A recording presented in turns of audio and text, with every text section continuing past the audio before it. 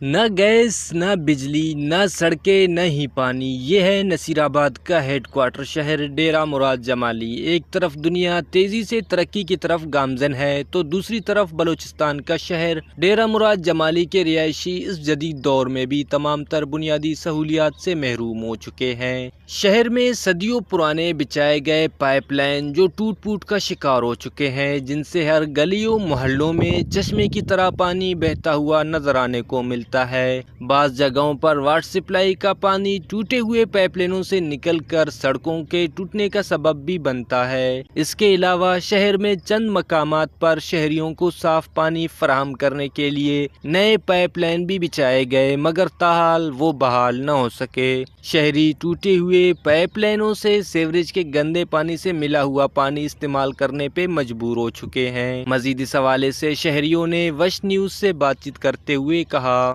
یار یہ پانی جو ہے پی ایچ ای کا پانی ہے، 10-15 دن ہو گئے ہیں پانی ادھر آ رہا ہے، ہم بھی تنگ کر رہے ہیں، روڈ پہ بھی پانی جا رہا ہے اور یہ بنانے کے لیے کوئی بنا بھی نہیں رہا ہے۔ بہت سے تنگی ہوتے، لوگ مسجد نماز پڑھنے جاتے بھی پانی خراب پانی لگتا ہے، سیوریج کا پانی اور واٹر سپلائی کا پانی بھی مکس ہو رہا ہے۔ شہریوں نے کمشنر نصیر آباد ڈویژن ضلعی انتظامیہ سے اپیل کرتے ہوئے کہا کہ شہریوں کو صاف پانی کی فراہمی کو یقینی بنانے کے لیے محکمہ پی ایچ ای کو پابند کرے اور صدیوں پرانے خستہ حال پائپ لائنوں کی جگہ پر شہر بھر میں نئے پائپ لائن بچھانے کا پروجیکٹ شروع کرے تاکہ شہریوں کو صاف پانی مل سکے۔ کیمرہ مین معشوق رند کے ساتھ ریاض بلوچ، وش نیوز، نصیر آباد۔